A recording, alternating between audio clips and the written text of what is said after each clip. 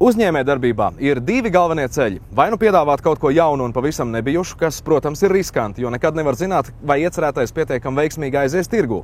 Vai arī mēģināt darboties lauciņā, kurā jau ir vairāk spēlētāji. Bet tad nākas kaut ko jau ierastu piedāvāt jaunā kvalitātē.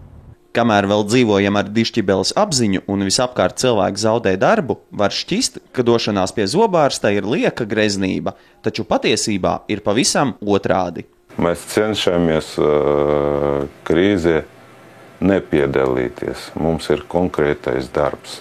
Bet krīzes laiks ir ļoti labs iemesls, lai pārvērtētu dzīves vērtības, nolemt, kas cilvēkam ir galvenais. Tomēr veselība ir tāda vērtība, kurai jāpievērš uzmanība jebkura laikā un īpaši krīzes laikā.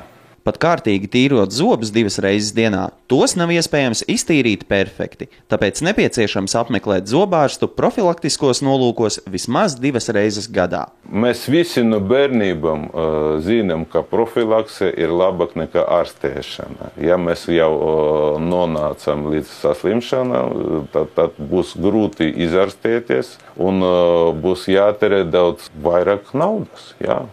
Par ārstēšanu nekā par profilaksi. Tā kā zobārstniecības centrā Brīvības 103 ir padomāts par to, lai apmeklētājiem nekad nebūtu jāgaida rindā, šeit droši var ierasties arī mūždien aizņemtie cilvēki. Zobārstniecības centrā iespējams ne tikai veikt zobu profilaktisko apskati un ārstēšanu, bet arī izmantot digitālo rentgenu, kur radītā starojuma slodze ir 10-kārt mazāka nekā parastajam rentgenam. Ar tā palīdzību var novērtēt, kādā stāvoklī ir, piemēram, zobu saknes, ar to iespējams pamanīt kariesu. Centra specifika ir plānveida ārstniecība un sarežģīti gadījumi, piemēram, nepareiza sakodiena koriģēšana. Tajā darbojas arī laboratorija, kurā izgatavo protēzes, un atmosfēra mazliet atgādina mākslinieku darbnīcu. Ortodontiskos ģipša modeļus veido gan pirms ārstēšanas, gan tās laikā, gan arī pēc ārstēšanas. Katram pacientam ir savs šādu modeļu arhīvs. Tas noder gadījumos, ja, piemēram, jāuzstāda breketes vai jāizgatavo protēzes. Protēzes iedalās tādās, kuras ir izņemamas, un tādas, kuras nav izņemamas. Kronīši, ko uzmaucas pacienta īstajiem zobiem, kā arī tiltiņi, kas savieno atsevišķus zobus. Plates, mīkstās un lokveida protēzes ietilpst izņemamo kategorijā. Sākumā protēzes prototipu izgatavo no vaska. Pacients tajā iekožas, lai speciālists redzētu sakodiena dziļumu. Pēc tam vasks tiek aizvietots ar materiālu, no kāda tiks veidota īstā protēze – metālu, keramiku, plasmasu. Viens no šobrīd aktuālākajiem materiāliem, no kā tiek izgatavotas neizņemamās protēzes, ir termoplasts. Tas ir izturīgs, estētisks, nav alerģisks un izmaksu ziņā līdzvērtīgs metālam. Lai varētu izgatavot piemērotas protēzes, vispirms pēc vitas skalas tiek noteikta pacienta īsto zobu krāsa. Jāņem vērā, ka baltās rases pārstāvjiem nemaz nevar būt pārāk balti zobi, kādus daudzi tagad pasākuši pieprasīt.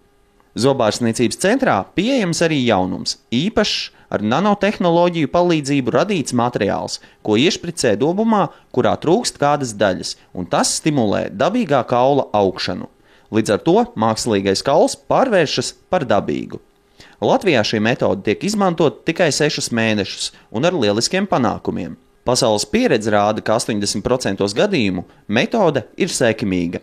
Vēl viena aktualitāte klīnikā ir speciāls lāzers, kas spēj mainīt audu enerģētiku, līdz ar to samazina sāpes, kā arī atrisināt dažādas mutes veselības problēmas, piemēram, ārstēt smaganu saslimšanu gingivītu un palīdzēt parodontīta gadījumā. Tas pats spēj izārstēt nestomatoloģisku slimību herpes.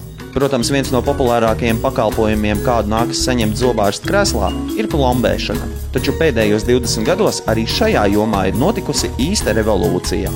Šobrīd plombējumu visvairāk izmanto gaismas cietējošo materiālu. Tas ir mīksts maisījums, ko ievieto ar īpašas pistoles palīdzību un padara cietu ar gaismu. Ar šo materiālu iespējams veikt arī pilnīgu zoba restaurāciju, kas gan ir ļoti darbietilpīgs process. Sudraba amalgamu, mums visiem pazīstamu materiālu, mūsdienās izmanto ļoti reti, bet ir gadījumi, kad tas nepieciešams. Piemēram, sānu zobam ir pārāk liels bojājums. Visos kabinetos tiek izmantota īpaša apgaismas ierīce, kas nekad nemet ēnu. Zobārsti ikdienas darbā izmanto daudz instrumentu, bet populārākā ir šāda trijotne – spogulis, stomatoloģiskā zonde un pincete.